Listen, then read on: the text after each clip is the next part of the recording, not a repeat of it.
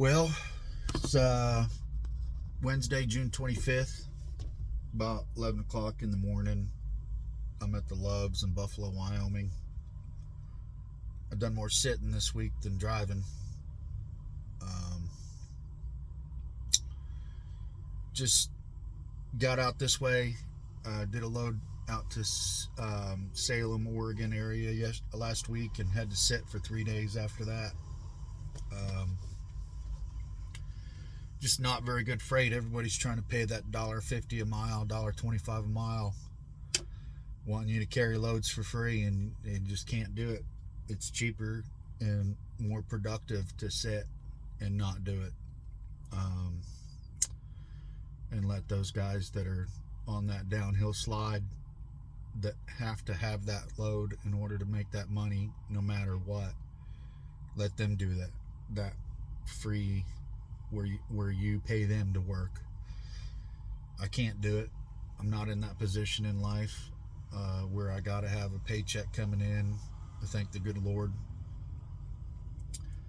I mean, I have to have a paycheck coming in, don't get me wrong, but I'm not in that position of like a $3,500 a month truck payment and a $2,000 a month trailer payment. So the good Lord's blessed us in that aspect. So it's better to just sit and take advantage of relaxation. I got my doggy here hanging out with me, my road dog, Mac. He's wanting to go outside and play, but I'm scared somebody's going to dog nap him. And my wife would have a fit. So basically, I got to keep him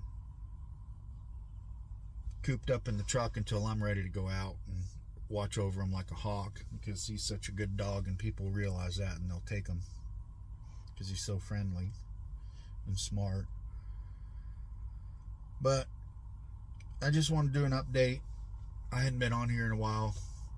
Today's June 25th, first day of English proficiency for truck drivers, where they start enforcing it. President Trump signed an executive order that got rid of Obama's executive order that said it doesn't matter if you speak English or not, and it doesn't matter if you can read and write English or not. You can be a truck driver. You can have an 80,000-pound missile, and we don't care. So, Trump, being the smart person that he is, took that away and said, we're going to start enforcing English proficiency. They say about 10% of the industry doesn't read or write or speak English. And I think it's actually probably higher, because I'm out here, and it's some news, like Freight Waves or something, stated that. And they may have data that I don't have, but I'm out here every day. So, matter of fact, I know they got data that I don't have, but I don't know that it's accurate because they're not out here. And they, so I think it's probably about 30% of the industry is, and that's regional too. I don't think that when you get down into the Southeast and stuff like that, I don't think there's as much non-English speaking drivers. When you get up in the northern areas of the country, towards the border, Chicago, Illinois is flush with non-English, and I hope they all go out of business and return to their homelands, because all they're doing is watering it down for people like me, taking those $1.25, $1.50 a mile loads and keeping that going. And I don't feel bad at all. I'm not woke, and I don't feel bad about wanting those people out of this industry, because I got to make a paycheck. And as long as those people are out here doing what they're doing, it hurts me, makes me sit for two. I've been sitting since Friday. It's Wednesday, and I delivered a load. I picked up a load in Olympia, Washington, and took it to Bozeman, Montana, and it paid over $3 a mile, like $3.10 a mile. But by the time my dad had it, it only paid maybe $2.50 a mile-ish, right around there, which is, you can make it on that. It costs you about $2.25 a mile to run a truck, and that's just what it costs. So these brokers that are out there trying to get you to do work for $1.50 a mile, they know that it costs more than that to run a truck, but they still offer it. And those guys that are foreigners that think they've come over to hit the jackpot with the American dream are finding out that you can't make a paycheck, that you got to live in your truck, and you can't even afford to eat. And they take a bath in the sink at the truck stop, and it's bad. And that's a true statement. You see them washing their feet in the sink at the truck stop, and I don't understand that. It's not a thing in this country, but they're continuing to do it. There's showers. If you fuel, you can get a free shower. I don't know why you wouldn't just go to the shower and wash your feet. It doesn't make sense. They want to complain that people don't like them. Well, you're doing stuff that's not normal here in America, and I'm not gonna make an exception. If your feet are dirty, wash them, but take a shower. Don't be washing them in the hand sink where I wash to try and get clean out where I wash my hands. It doesn't make sense. But anyways, this is about English proficiency, and people have ruined this industry. I've been trucking for almost 30 years for the most part. I spent a few years working at a prison, and about 6 or 7 years working at a prison, but for the most part I've been trucking for close to 30 years.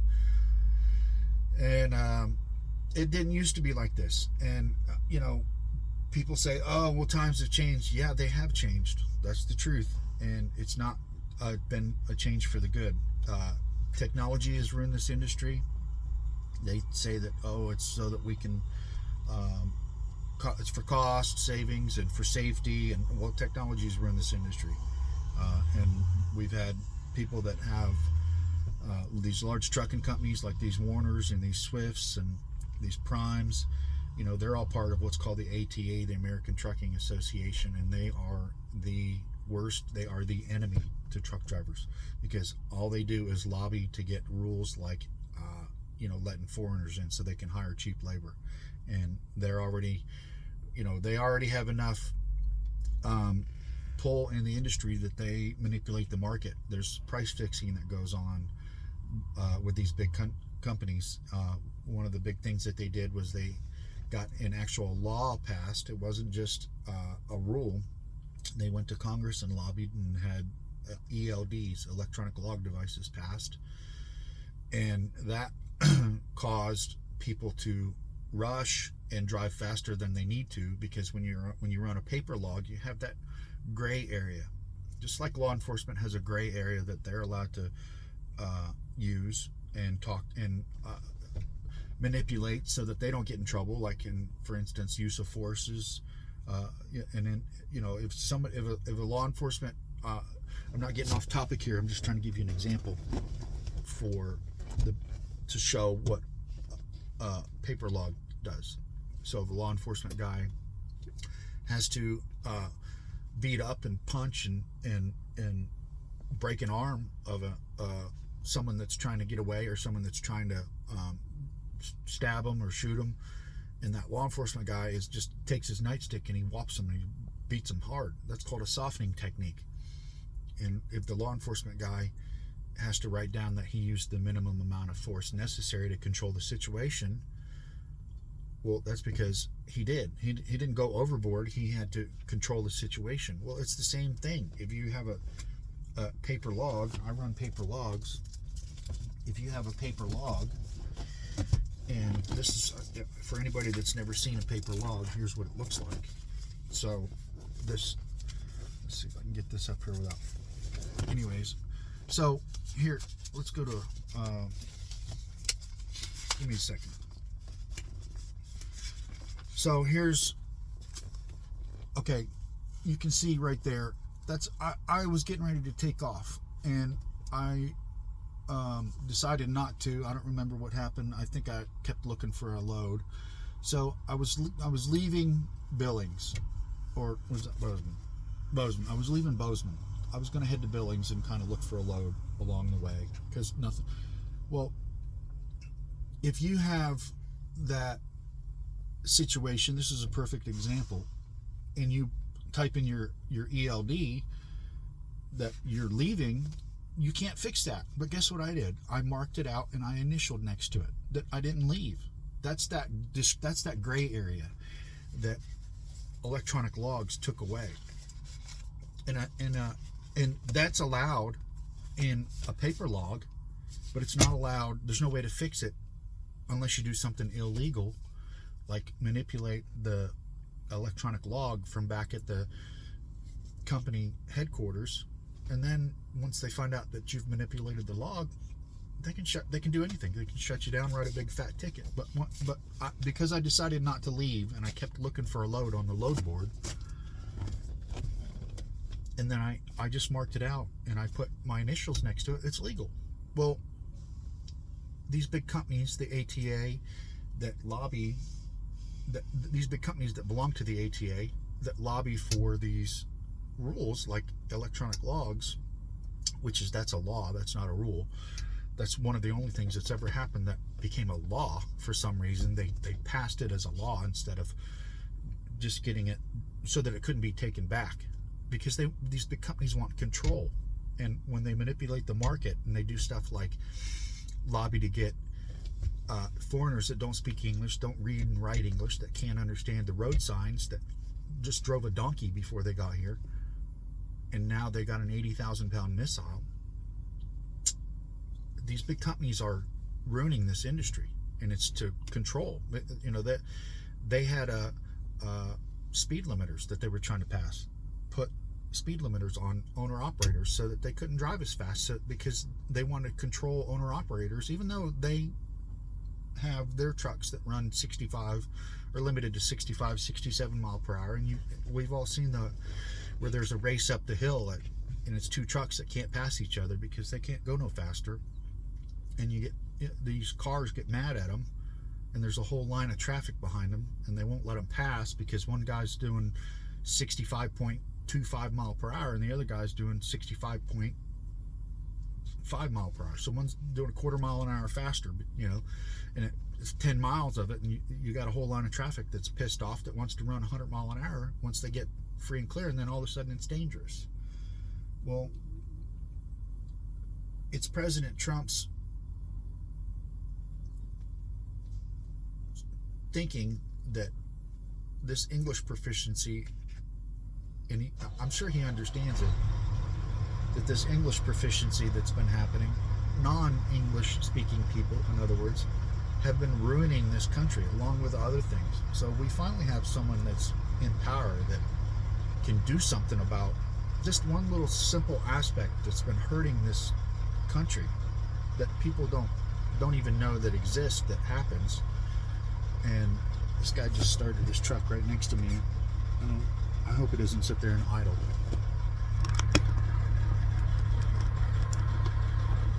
Tanker. Anyways,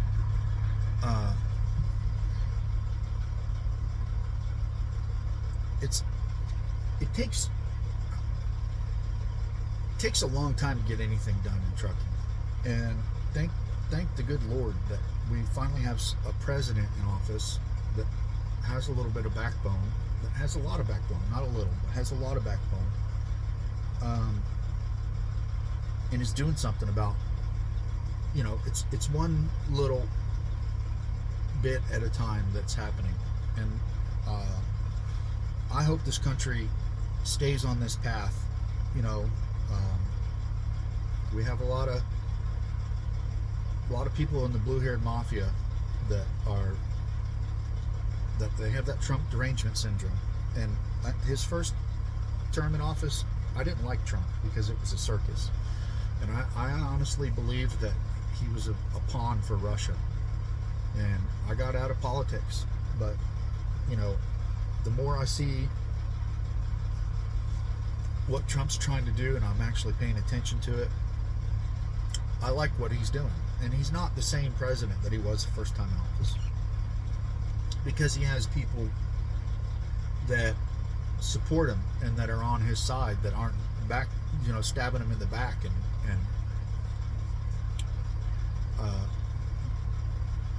God is involved. I seen a little clip on Facebook where a reporter asked Pete Hegseth about praying and about God, and he said, yeah, we're lifting up our military to God, and we're praying for their protection. And I seen Trump the other night say something after we bombed Iran, and he thanked God, and he asked, he said, God bless America, in the end, which, I know he knows that the Lord is sovereign and is in control. And I think that he's trying his best to run this country and keep God involved, but I'm sure there's outside forces that still have a hand in things. And I'm praying for him.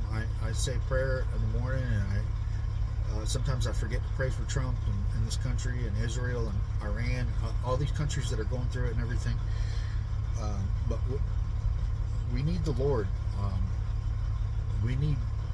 We can't make it through our day without the Lord. And everybody knows that this world is full of sin and hate. And it's because people don't put the Lord first and love one another the way that they should. And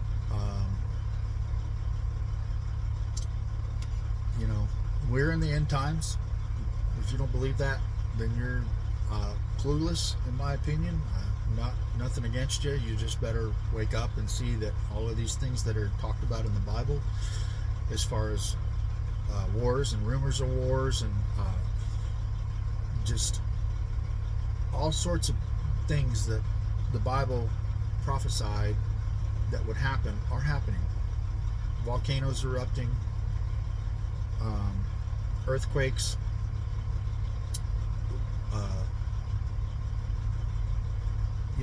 we had Biden with open borders trying to do the one world nation.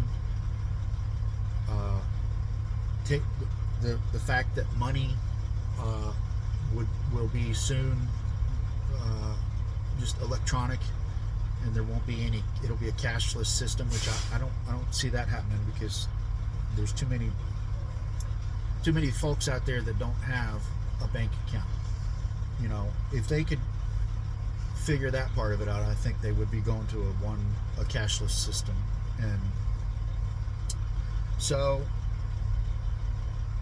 I don't mean to get off topic, but today is the first day of English proficiency in trucking, where they're just finally starting to enforce it.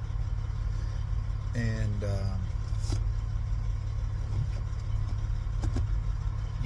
I don't know what's going to happen at these scale houses.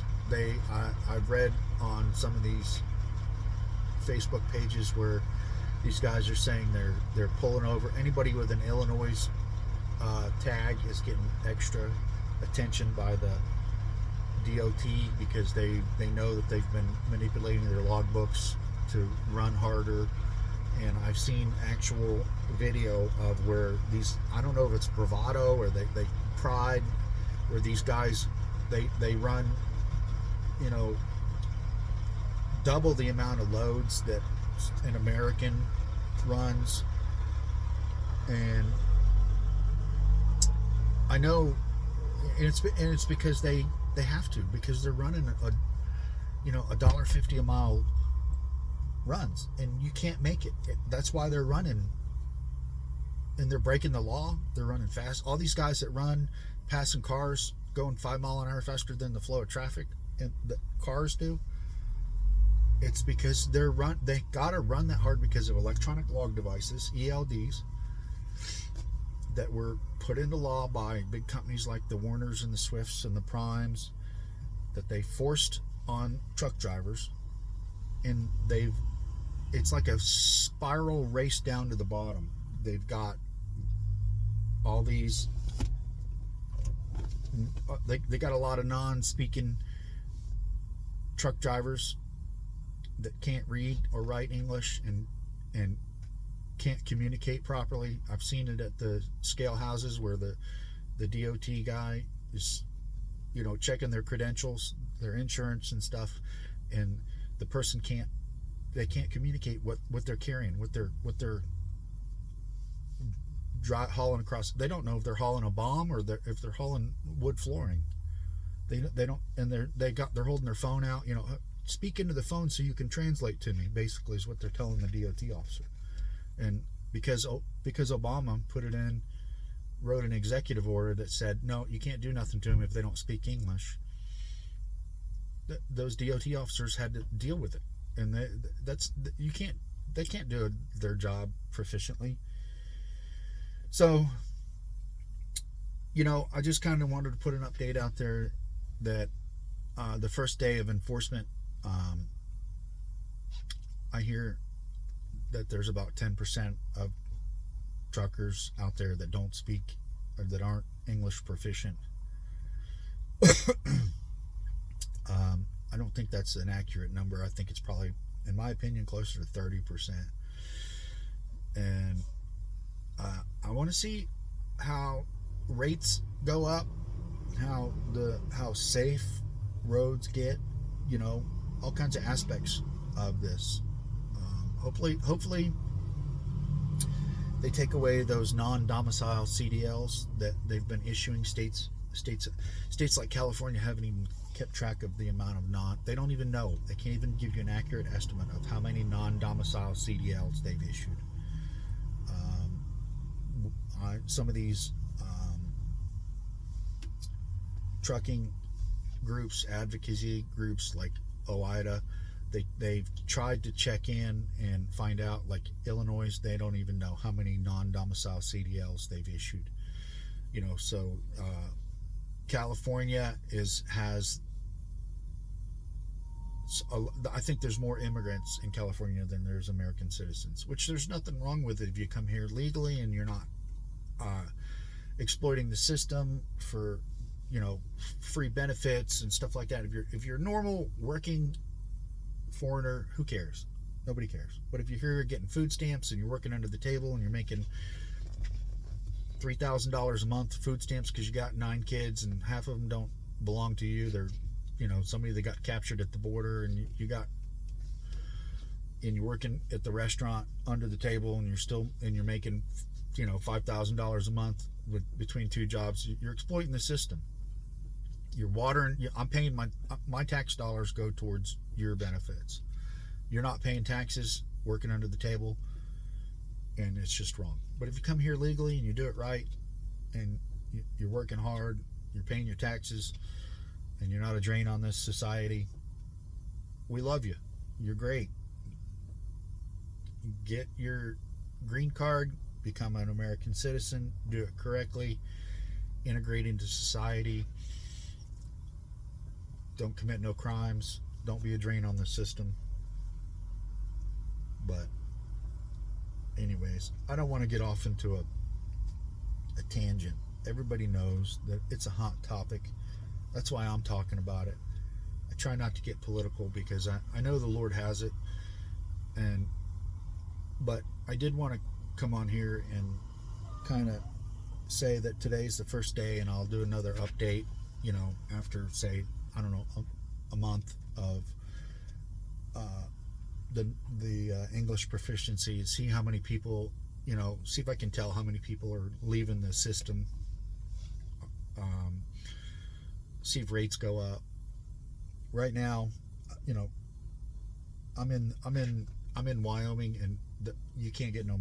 I got a load that pays like $2.10 a mile, and I was happy to get it. I didn't argue about the price, nothing. I just took it. It's going down to Odessa, Texas. It doesn't load till tomorrow. I've been setting. It loads tomorrow. I've been setting since Friday. It's Wednesday. That's how bad it is out here. You'd think it would be. You'd think it would be better, because today's the first day of enforcement, and you'd think a bunch of trucks would be off the road. But that's not the case. I think there's going to be a bit of a lag before things start to get better. Of course, I won't know until we actually go through it. So that's the end of it. I know I haven't showed a lot of trucking stuff. I'll try and do some video of them loading me tomorrow. I think it's going to be a crane load. I'm getting some oil field stuff. I'll try and get some good video of getting loaded and going way out in the middle of nowhere. I had to get a pin drop. There's no address. This is an actual GPS pin drop that they sent me. So I think it's like, I looked at it on GPS. It looks like about an hour of dirt roads. So, which I don't like to do with this big old long frame truck, but it is what it is. I had to get a load. I couldn't wait no more. So I'll try and post that tomorrow. Everybody have a good day. It is a good day. I woke up this morning. The Lord gave us breath, and with that first breath, I'm going to praise His name. And that's it. Have a good day.